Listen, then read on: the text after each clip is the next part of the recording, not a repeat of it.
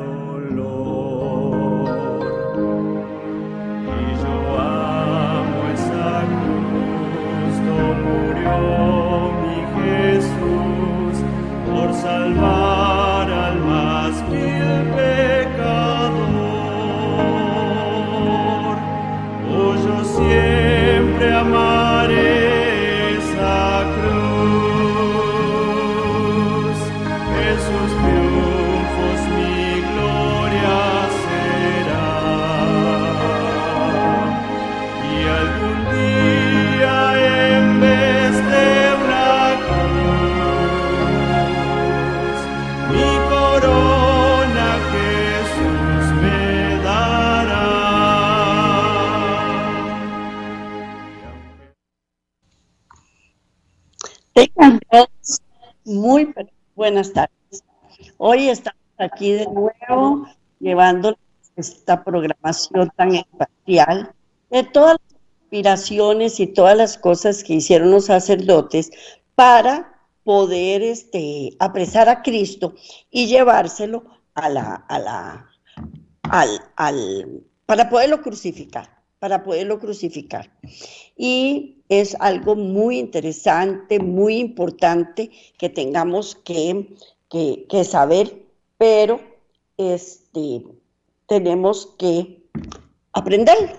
Y para poderlo aprender, tenemos que estudiar la palabra de Dios, tenemos que escudriñar las escrituras, tenemos que ser dirigidos por el Espíritu Santo y un montón de cosas, abrir nuestro entendimiento para poder entender toda la palabra que se está dando.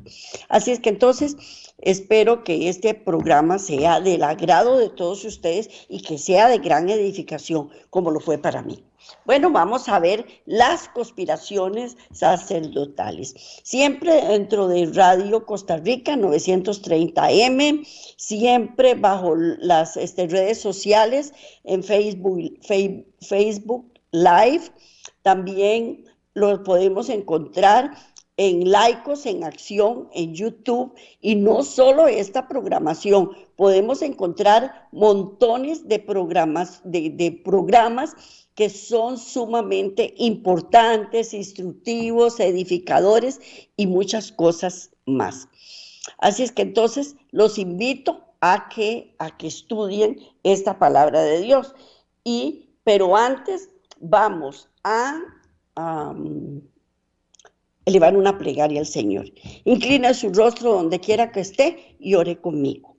Amantísimo Padre Celestial, te damos gracias por esta nueva oportunidad que nos das de aprender un poco más de ti, de aprender todas las circunstancias que te rodearon cuando estuviste en la tierra, de cómo sucedieron los hechos, de todas las patrañas y las groserías y las injurias que te hicieron, de todo lo que tramaron los que no te creyeron y los que no te siguieron para poderte llevar a la cruz del Calvario, en donde moriste por nosotros, por todo, por ti, por mí, por todos moriste y sobre todo para limpiar el santo nombre de Jehová.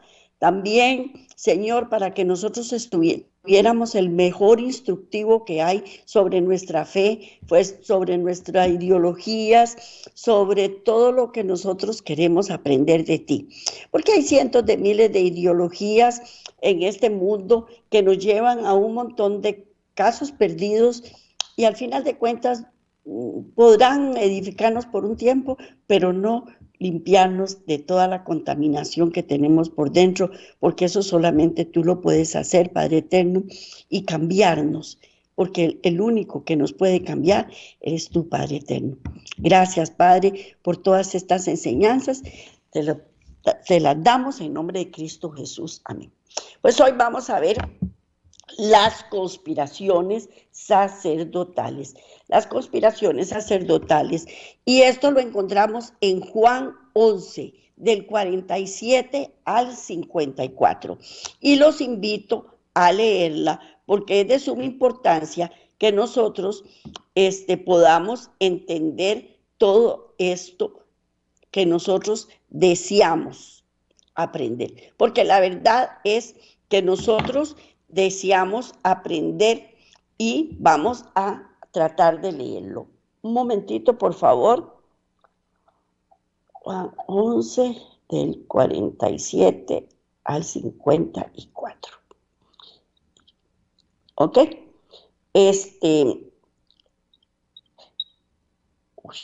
Bueno, sigamos. Mejor no me voy a hacer bolas y voy a continuar con ustedes. Siempre dentro del tema, el deseado de toda la gente también. Betania estaba cerca de Jerusalén, que pronto llegaron a la ciudad las noticias de la resurrección de Lázaro. La vez pasada vimos la resurrección de Lázaro, cómo Lázaro estuvo en la tumba por 3-4 días y luego Cristo lo resucitó y todas las conspiraciones que eso levantaron.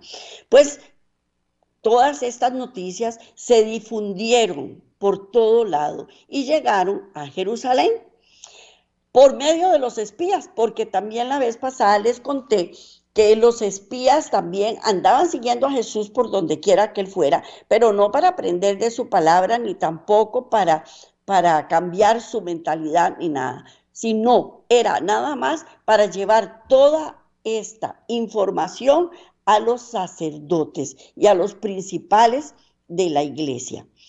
Y ellos habían presenciado el milagro. Los dirigentes judíos fueron puestos rápidamente al tanto de todos los hechos. Todas las voces se corrieron rápidamente y usted sabe que siempre van corregidas y aumentadas, corregidas y aumentadas. Pues este no fue un caso diferente. Convocaron inmediatamente a una reunión del Sanedrín. Inmediatamente la convocaron para decidir qué debía hacerse. Porque ya ellos ya no aguantaban más. Y esto de la resurrección de Lázaro iba más allá de lo que ellos podían soportar. Porque en ese momento en Cristo se estaba mostrando como Dios. Porque agarrar a un muerto y sacarlo de la tumba y resucitarle, solo un ser supremo lo puede hacer. Y este hecho estaba traspasando ya del Cristo hombre a la divinidad que había en Cristo Jesús. Y ellos tenían que ver qué hacían. Cristo había demostrado ahora plenamente su dominio sobre la muerte y sobre el sepulcro, sobre la muerte y sobre el sepulcro. Este gran milagro era la evidencia máxima que ofrecía Dios a los hombres, en prueba de que había enviado a su Hijo al mundo para salvarlo. Era una prueba de que Cristo era el Hijo de Dios, porque nadie más podía hacer una cosa de esas. Nadie más. Perdón. Uno de los profetas había vivificado un montón de huesos que se había encontrado, pero no lo hizo por sí solo, lo hizo a través de Dios. En cambio, Cristo, Él lo estaba haciendo. Y ahí Él demostró que Él tenía dominio sobre la muerte y sobre el sepulcro. Esta gran evidencia era... Este gran milagro era la evidencia máxima de la prueba de que había enviado a su Hijo para salvar al mundo. Era una demostración del poder divino que bastaba para convencer a todas las mentes dotadas de razón y conciencia iluminada. Con este milagro realizado por Cristo Jesús, era ya la máxima expresión. También recordemos que Cristo había resucitado al joven, había sanado a muchos enfermos y también había resucitado a una niña. Pero ninguna de estas resurrecciones era tan importante como es la resurrección de Lázaro. Y por eso Él lo hizo, de dejarlo 4 días en la tumba, porque antiguamente los israelitas creían que durante 3 días el espíritu deambulaba por el cuerpo, alrededor del cuerpo, y que en cualquier momento podía volver. Pero ya más de 3 días ya se daba por muerto a cualquier persona.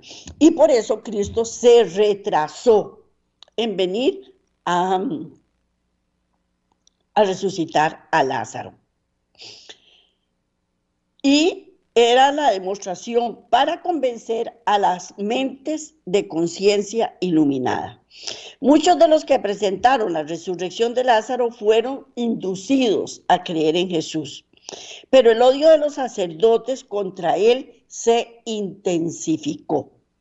Habían rechazado todas las pruebas menores de su divinidad. Ellos nunca creyeron que Cristo era el Hijo de Dios. Era el Dios hombre. Ellos nunca lo habían aceptado ni lo habían creído. Y este milagro, cuando ocurrió, los hizo enfurecer. Ellos se enfurecieron. ¿Por qué? Porque les venía a echar por tierra todo lo que ellos creían, lo que ellos defendían. Todo eso lo venía a echar por tierra este evento. El muerto había sido resucitado, no solo el hecho de la resurrección, sino que este hecho ocurrió a plena luz del día y ante una gran multitud de testigos. Recordemos que Lázaro también era un personaje importante en Jerusalén, que había mucha gente que lo conocía, era muy querido también y era parte de los grandes, por decirlo así, de la ciudad. Así es que ahí estaban un montón de personajes, tanto de los principales sacerdotes como de gente importante también de la ciudad y gente también no tan importante, pero todos estaban ahí reunidos y habían demasiados testigos. Ningún sofisma podía destruir tal evidencia. Nada, ningún argumento había para que destruyera esta evidencia. Y por esta misma razón, la enemistad de los sacerdotes se hacía más mortífera. Estaban más determinados que nunca a detener la obra de Cristo. Ellos ya no soportaban más. Y esto fue el detonante para que ellos decidieran ya de una vez por todas ejecutar a Cristo. Porque ya eso se pasaba para ellos de la raya, de la raya. Por otra parte, los saduceos, aunque no estaban a favor de Cristo, no habían estado tan llenos de malicia contra él como los fariseos. Los saduceos, para ellos Cristo era un profeta más y punto. Ellos no estaban tan encarnizados en contra de Cristo. Y su odio no había sido tan fuerte como fue el de los fariseos. Pero ahora estaban cabalmente alarmados. Estaban muy alarmados también. ¿Por qué? Porque ellos no creían en la resurrección. Ellos no creían en la resurrección. Y el hecho de que Cristo resucitara a Lázaro, para ellos también fue un golpe verdaderamente fuerte. Basados en lo que llamaban falsamente ciencia, habían razonado que era imposible que un cuerpo tornara a la vida. Y en realidad es imposible. Nosotros lo vemos continuamente en la ciencia y todo lo que los científicos piensan acerca de la resurrección. Ellos no están de acuerdo y un cuerpo muerto está muerto. Ahora, hay montones de funciones físicas que dejan de funcionar, valga la redundancia, dejan de funcionar en el momento que una persona muere. Y esa persona vuelve a la vida, tiene serios problemas, porque hay un montón sobre todo de partes del cerebro que dejaron de funcionar y que se dañan. Entonces, es algo terriblemente traumático cuando una persona tiene muerte por unos instantes y después regresa a la vida, científicamente hablando. Ellos estaban muy alarmados y para ellos científicamente era imposible que un cuerpo muerto volviera a la vida. Pero mediante unas pocas palabras de Cristo, su teoría había quedado desbaratada. Quedó completamente anulada esa creencia que ellos tenían. Se habían puesto de manifiesto la ignorancia de ellos tocante a las Escrituras y al poder de Dios. Veían la imposibilidad de destruir la impresión hecha en el pueblo por este milagro. ¿Cómo podrían los hombres ser apartados de aquel que había triunfado hasta arrancar a sus muertos del sepulcro? ¿Cómo podrían los hombres ser apartados de él? No lo podían soportar. La gente lo seguía donde quiera que él fuera, en busca de milagros, en busca de atención, en busca de amor, en busca de conocimiento espiritual también. Y esto ya era el colmo de los colmos para ellos. Y se pusieron en circulación también falsos informes, porque como se lo dije al principio, siempre la historia viene corregida y aumentada, ¿verdad? Entonces, ellos hicieron falsos informes, pero el milagro en sí no podía negarse, no podía negarse. Y ellos no sabían cómo contrarrestar los efectos que produjo este milagro. No sabían cómo contrarrestarlos. Hasta entonces, los saduceos no habían alentado el plan de matar a Cristo. Los fariseos sí, pero los saduceos no. Ellos simplemente dejaban hacer y dejaran pasar, que Cristo hablara como él quería y no había ningún problema. Pero ahora sí estaban metidos en problemas. Pero después de la resurrección de Lázaro, creyeron que únicamente mediante su muerte podrían ser reprimidas sus intrépidas denuncias contra ellos. Porque Cristo, ellos pensaban, ay, sí, él resucitó a Lázaro y resucitó a los otros, pero a él mismo no se va a poder resucitar. Y ya no lo quitamos de encima y parte sin novedad, ya se quitó el problema. Y además los fariseos no creían en la resurrección. Y no podían ver, sino en ese milagro, una evidencia de que el Mesías estaba entre ellos. Ahí tanto los fariseos como los saduceos se dieron cuenta de que el Mesías estaba entre ellos, pero no lo aceptaban. ¿Por qué? Porque no les convenía, no les convenía. Pero siempre se había opuesto a la obra de Cristo. Desde el principio le habían aborrecido porque había desenmascarado sus pretensiones hipócritas. Les había quitado el manto de rigurosos ritos bajo el cual ocultaban su deformidad moral. La religión pura que él enseñaba había condenado la vacía profesión de piedad. Ellos se creían muy piadosos, se creían muy santos, creían muy espiritualmente muy elevados, pero de eso no tenían nada. La condición moral estaba por el suelo en ese momento y no tenían ninguna moralidad. Y al Cristo, al dar todas las enseñanzas, esta inmoralidad que ellos tenían quedaba al descubierto. Ansiaban vengarse de él por sus agudos reproches. Habían procurado inducirle a decir o hacer alguna cosa que les diera ocasión para condenarlo. Y en varias ocasiones habían intentado apedrearlo, pero él se había apartado tranquilamente y le habían perdido de vista. Recordemos que muchas veces Cristo estuvo a punto de ser apedreado y de ser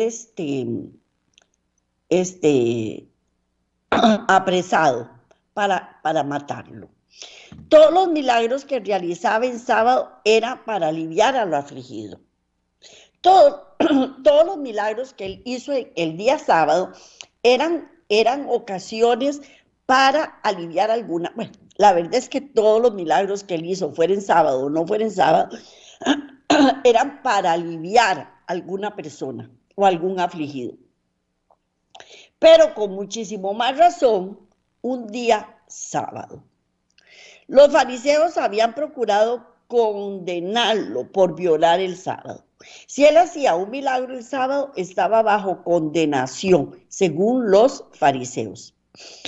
Había tratado de incitar a los herodianos contra él. Entonces aquí vemos tres tendencias. Están los herodianos, están los fariseos y están los saduceos. Son tres tendencias que hay aquí manifestándose en contra de Cristo Jesús. Presentándoselo como procurador de establecer el reino rival. Llegaban y le decían a los seguidores de Herodes que él procuraba establecer un reino rival del Imperio Romano.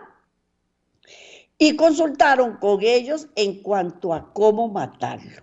Entonces ya hay tres poderes en este momento, que están tramando y conspirando en contra de Cristo. Para excitar a los romanos contra él, se lo habían presentado como tratando de subvertir su autoridad. Que él andaba socavando el Imperio Romano y le estaba restando autoridad a Herodes. habían ensayado todos los recursos para impedir que influyera en el pueblo. Por todo lado, ellos le cerraban las puertas para que no influyera en el pueblo. Pero hasta entonces sus tentativas habían fracasado, porque el cumplimiento de la profecía debía hacerse a su debido tiempo, ni antes ni después. Tenía que ser exacto, como todas las cosas que Dios hace. Todas están hechas con exactitud. Entonces, por más que ellos planeaban apresarlo y matarlo antes, no lo podían conseguir porque no era el momento.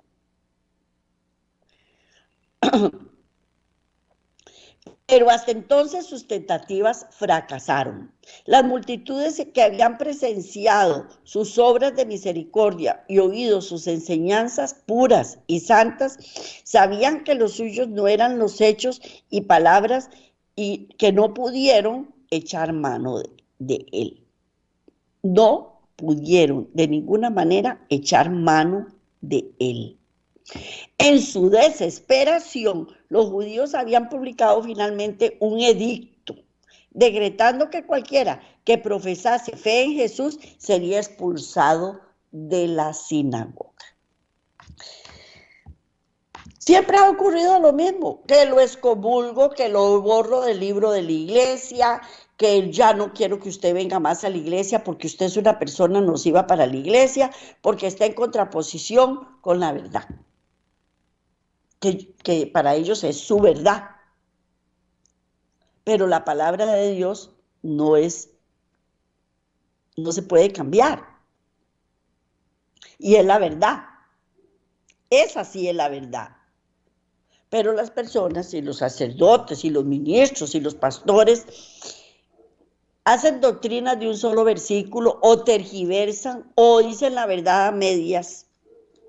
Y entonces, si uno llega y les pregunta, pero aquí dice tal y tal cosa, ellos dicen, están decretando que están en contra de la iglesia y mejor los expulsamos. Pues no era una cosa diferente. Cristo fue expulsado de la sinagoga también. ¿Por qué? Porque estaba diciendo la verdad. Así es que cuando los sacerdotes y los gobernantes y los ancianos se reunieron en el concilio, era firme su determinación de acabar con aquel que obraba tales maravillas y que todos los hombres se admiraban. Porque no solo decía la verdad, sino que obraba maravillas y hacía un montón de milagros que ellos no querían hacer. Porque para hacerles un milagro, si es que ellos lo podían hacer, o para orar por ellos o por lo que fuera, tenían que dar dinero. Entre más dinero daban, más rápido eran atendidos. Y de lo contrario, tenían que hacer fila y esperarse ¿hasta cuándo? Hasta que los sacerdotes se les ocurriera ayudar. Sin embargo, los miembros del concilio no estaban todos de acuerdo. Todos los miembros del concilio no estaban de acuerdo. El Sanedrín no constituye entonces un cuerpo legal. Ellos habían tenido legalidad durante muchos años, recordemos los jueces y que ellos tenían derecho de hacer todas las cosas, pero en este momento ellos estaban bajo el dominio romano y estando bajo el dominio romano, ellos perdían toda legalidad. Así es que no podían actuar legalmente. Y estaban divididos.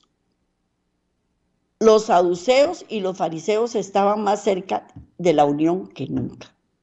Habían estado divididos por mucho tiempo, pero en este momento, para ir en contra de Cristo, sí se unían.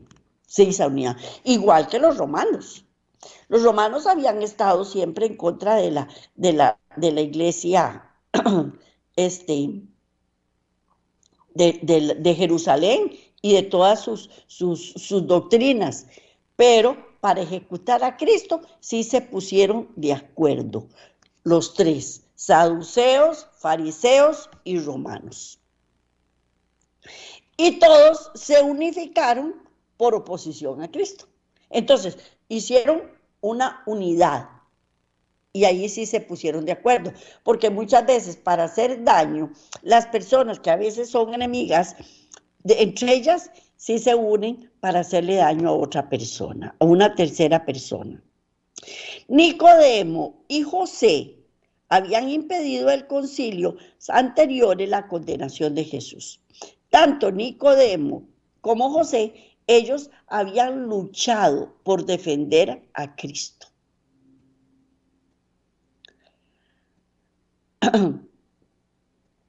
Y por esta razón no fueron condenados esta vez. Había en el concilio solo hombres influyentes que creían en Cristo, pero nada pudo su influencia en contra de los malignos fariseos. Estas personas lucharon por favorecer a Cristo, pero llegó el momento en que ya la lucha se hizo imposible y ellos ya no podían seguir luchando en favor de Cristo. Pero recordemos que no tenían legalidad. Ellos no tenían legalidad. Existían solo por tolerancia. Lo que hacían los romanos era tolerarlos, nada más. Algunos de sus miembros ponían en duda la conveniencia de dar muerte a Cristo. Temían que ello provocara una insurrección entre el pueblo e indujera a los romanos a retirar a los sacerdotes los favores que hasta ahora habían disfrutado y despojarlos del poder que todavía conservaban. Los saduceos, aunque unidos en su odio contra Cristo, se inclinaban a ser cautelosos en sus movimientos por temor a que los romanos los privaran de su alta posición. Habían muchas, ¿cómo se puede decir? Habían muchos intereses en conflicto, Entonces, yo no puedo permitir que los romanos me quiten la poca autoridad que me quedan. Y yo no puedo permitir que los romanos me quiten la alta posición que yo tengo en este momento.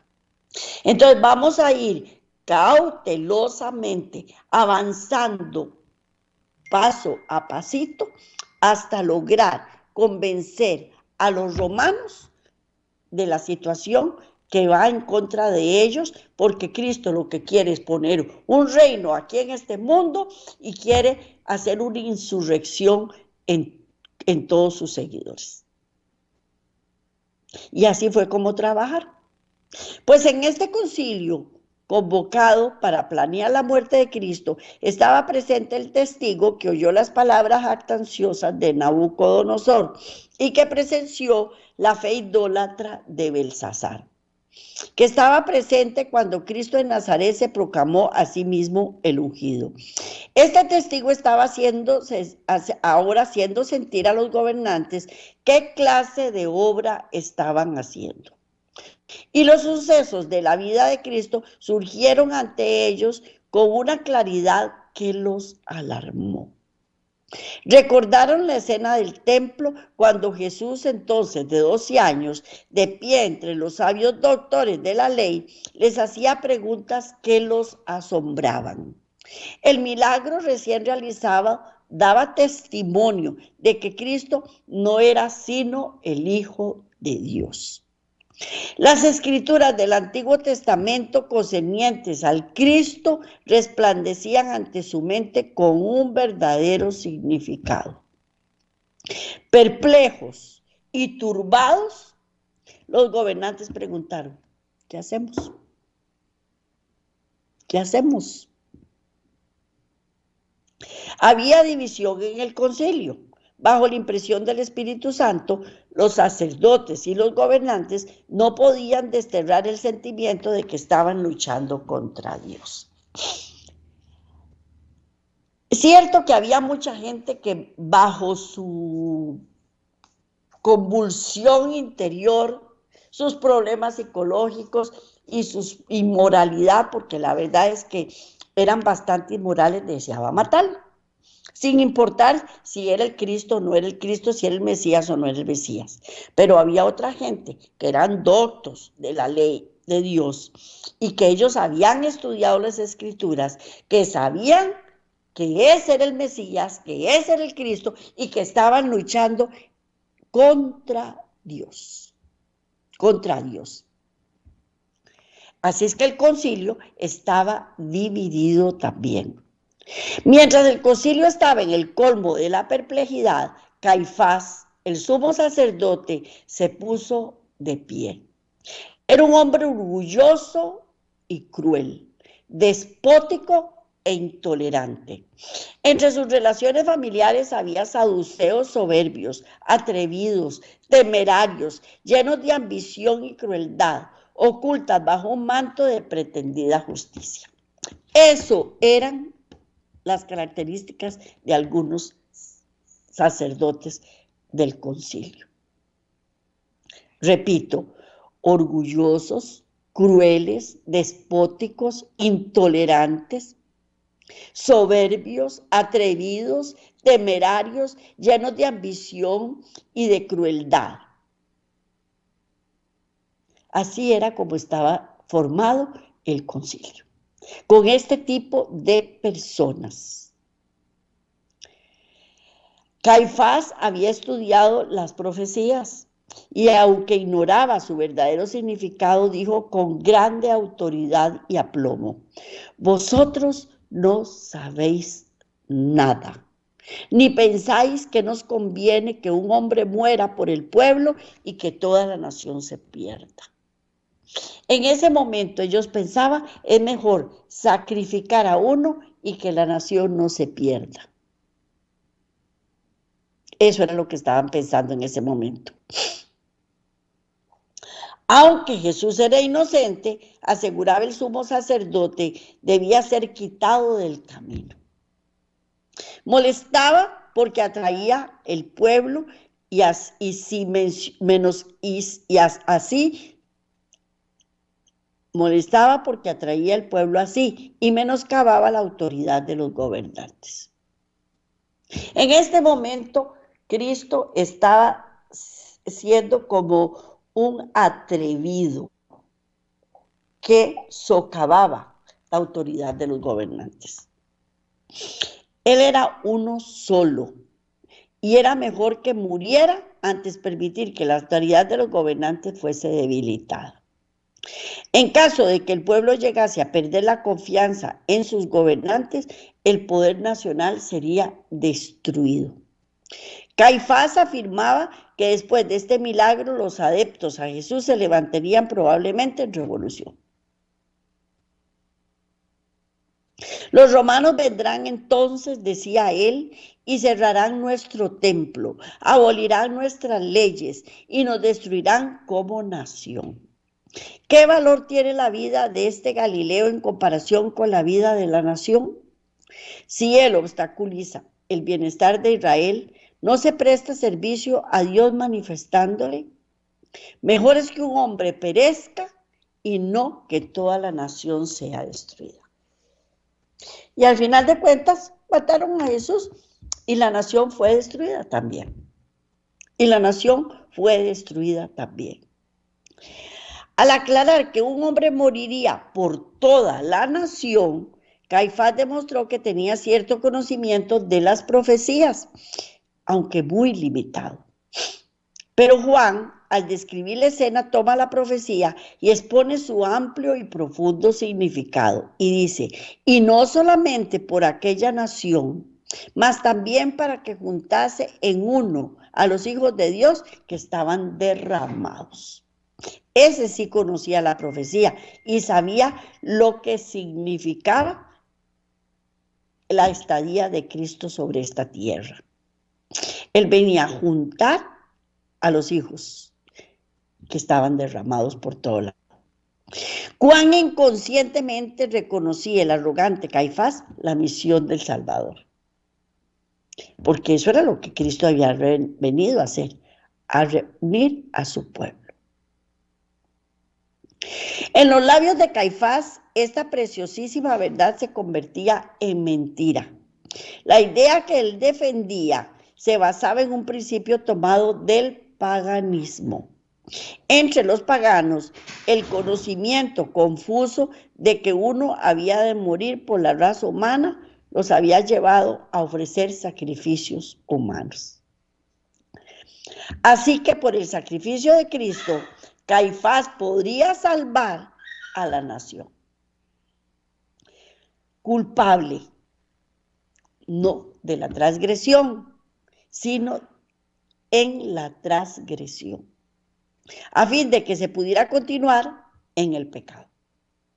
Y por este razonamiento pensaba callar las protestas de aquellos que pudieran, no obstante, decir que nada digno de muerte había sido hallado en Jesús. Unos decían que nada digno de muerte había sido hallado en Jesús y otros pensaban que era mejor que muriera para salvar al pueblo. En este concilio, los enemigos de Cristo se sintieron profundamente convencidos de culpa. El Espíritu Santo había impresionado sus mentes, pero Satanás se esforzaba por dominarlos. Insistía en los prejuicios que ellos habían sufrido por causa de Cristo. Cuán poco había honrado él su justicia.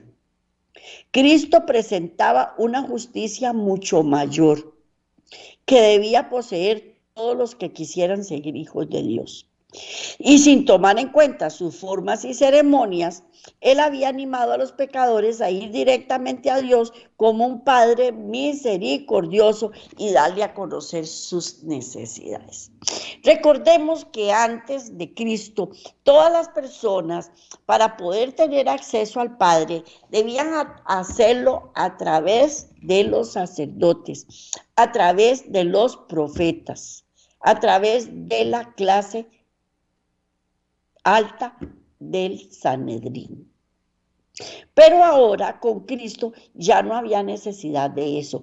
Había que ir nada más directamente al Padre. Y ellos no lo podían soportar porque ellos así perdían autoridad y perdían muchos dinero. ¿Ah? Así, en opinión de ellos, había hecho caso omiso de los sacerdotes. Había rehusado reconocer la teología de las escuelas rabínicas. Había desenmascarado las malas prácticas de los sacerdotes. Había dañado irreparablemente su influencia. Había menoscabado el efecto de las máximas y tradiciones, declarando de que hacían cumplir estrictamente la ley ritual, invalidaban la ley de Dios. Y Satanás les traía ahora todo esto a la memoria. Recordemos que detrás de un acto maligno de cualquier persona está Satanás detrás. Aunque uno le duela y aunque uno le parezca mentira, detrás de todo acto maligno de cualquier persona, de pueblo, país, está Satanás. Y mete cizaña para que uno piense que te está haciendo daño, que te está destruyendo, que te está maltratando. Y todo esto lo hacían en contra de Cristo. Porque también cuando una persona actúa con bondad, salta la envidia. No, que no se crea tan santa, que no se crea tan buena, también tiene defectos. Y él lo está haciendo para su beneficio, no lo está haciendo para ayudar. Pues esta era la realidad de Cristo. Satanás les traía todo eso a la memoria a ellos para que vieran que Cristo no era tan bueno como él se imaginaba. Los había hecho perder plata, los había hecho perder adeptos, los había hecho perder un montón de beneficios y debían liquidarlo. Les insinuó que a fin de mantener su autoridad debían dar muerte a Jesús. Ellos siguieron este consejo. El hecho de que pudieran perder el poder que entonces ejercían era suficiente razón. Pensaban para que llegase a alguna decisión. Con excepción de algunos miembros que osaron expresar sus convicciones, el Sanedrín recibió la palabra de Caifás como palabra de Dios. El concilio sintió alivio, cesó la discordia, todos se pusieron de acuerdo y decidieron dar muerte a Cristo. Decidieron dar muerte a Cristo. ¿Cuándo? En la primera oportunidad favorable. En la primera oportunidad favorable. Al rechazar la prueba de la divinidad de Jesús, estos sacerdotes y gobernantes se habían encerrado a sí mismos en tinieblas impenetrables. Cuando nosotros nos apartamos de Cristo, las tinieblas nos rodean. Nos rodean. Y esto no fue la excepción. Ellos, al rechazar la divinidad de Jesús, se metieron en tinieblas impenetrables. Se habían puesto enteramente bajo el dominio de Satanás. Porque cuando uno rechaza a Cristo, está bajo el dominio total de Satanás. Para ser arrastrado por él al mismo abismo de la ruina eterna. Para entrar en una ruina, porque eso es lo que hacemos cuando nosotros nos apartamos de Cristo. Entramos en tinieblas, entramos bajo el dominio de Satanás y somos arrastrados hasta la ruina.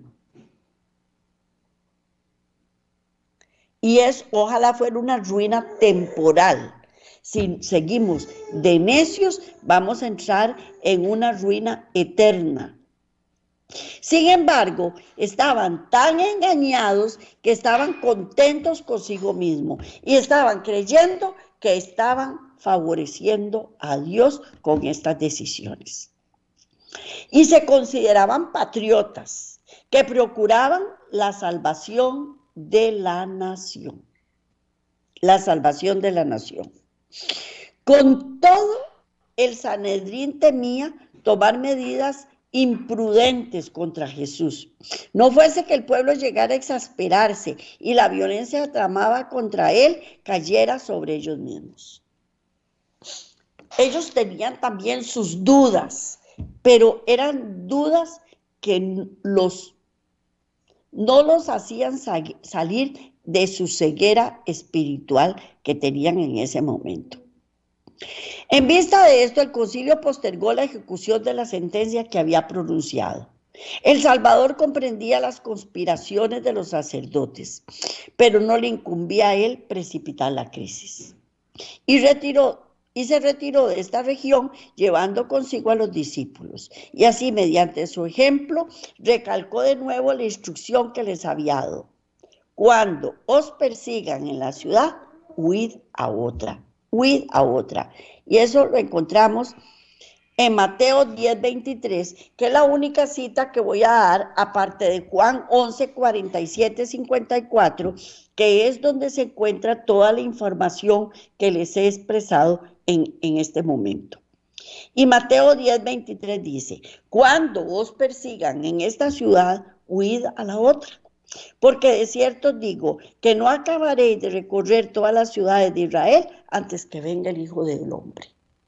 Repito, cuando os persigan en esta ciudad, huid a la otra, porque de cierto digo que no acabaréis de recorrer todas las ciudades de Israel antes que venga el Hijo del Hombre, antes que venga el Hijo del Hombre.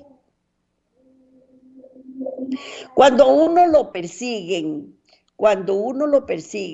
uno no debe permanecer ahí. Es mejor irse y no causar polémica, sobre todo cuando son cosas espirituales, cuando es la palabra de Dios. La palabra de Dios no es para ser polemizada, no se debe polemizar con la palabra de Dios. La palabra de Dios es para ser aceptada, para ser reconocida, para ser comprendida, para ponerla en práctica, para edificarme a mí mismo. Porque yo no se la puedo imponer a nadie. Porque eso es algo que uno tiene que tener en cuenta, que es para mí, por mí, y aceptarla y creerla. Había un amplio campo en el cual trabajar por la salvación de las almas. Y a menos que la lealtad de él lo requiriera, los siervos del Señor no debían de poner en peligro su vida. Hay demasiadas almas por quien trabajar. Hay un montón de individuos por los cuales uno tiene que trabajar. Pero no es imponiéndome lo que lo voy a lograr. Es el Espíritu Santo el que tiene que trabajar. Ahora, yo puedo poner la semilla y sembrarla, pero otra persona tal vez va a recibir la cosecha. No me compete a mí recibirla. No me compete a mí dar el crecimiento espiritual, eso le compete a Dios. Así es que no debemos afanarnos, ni debemos ponernos ansiosos. Eso le compete al Señor y no debemos poner en peligro nuestra vida, ni nuestras creencias tampoco, ¿verdad? Jesús había consagrado ahora al mundo 3 años de labor pública. Ante el mundo estaba su ejemplo de abnegación y desinteresada benevolencia. Su vida de pureza, sufrimiento y devoción era conocida por todos. Sin embargo, solo durante este corto periodo de 3 años, él pudo soportar la presencia del Redentor. Fueron 3 años durísimos, que él fue, el Padre, el Espíritu Santo, fueron los que lo sostuvieron, porque fueron años de dolor, de sufrimiento, de soledad, de abandono, de rechazo, de incredulidad, o de creer a medias lo que él decía, incluyendo los apóstoles, porque ellos creían a medias lo que Cristo les estaba enseñando. Fue hasta después de la muerte de su muerte y con la ayuda del Espíritu Santo que les abrió el entendimiento para que ellos creyeran todo lo que Cristo les había enseñado. Su vida fue una vida sujeta a persecuciones, a insultos, arrojado de Belén por un rey celoso, rechazado por su propio pueblo en Nazaret, condenado a muerte sin causa en Jerusalén. Jesús, con sus pocos discípulos fieles, halló temporariamente refugio en una ciudad extranjera. El que se había conmovido siempre por el infortunio humano, el que había sanado al enfermo, el que había devuelto la vista al ciego, el que había oído al sordo y el que había dado oído al sordo y el que había hecho hablar al mudo, el que había alimentado al hambriento, consolado al afligido, fue expulsado por el pueblo al cual se había forzado por salvar. El que anduvo sobre las agitadas olas y con una palabra cayó su rugiente furia, el que echaba fuera demonios, que al salir reconocía que era el Hijo de Dios, el que interrumpió el sueño de la muerte, el que sostuvo a miles pendientes de sus palabras de sabiduría, no podía alcanzar el corazón de aquellos que estaban cegados por el prejuicio y el odio, y que lo rechazaban tercamente la luz. Nosotros decidimos de qué lado estamos. Si estamos del lado de Cristo o si estamos en contra de Cristo. Sepamos y entendamos que si estamos en contra de Cristo, estamos cegados por el prejuicio y por el odio y rechazando tercamente la luz. Eso es una decisión que usted y yo tenemos que tomar. O estamos a favor o estamos en contra de Cristo. Pero tenemos que entender que esto nos va a traer serios problemas, porque vamos a entrar en tinieblas después que nos van a envolver y no nos van a permitir salir. Así es que entonces este ha sido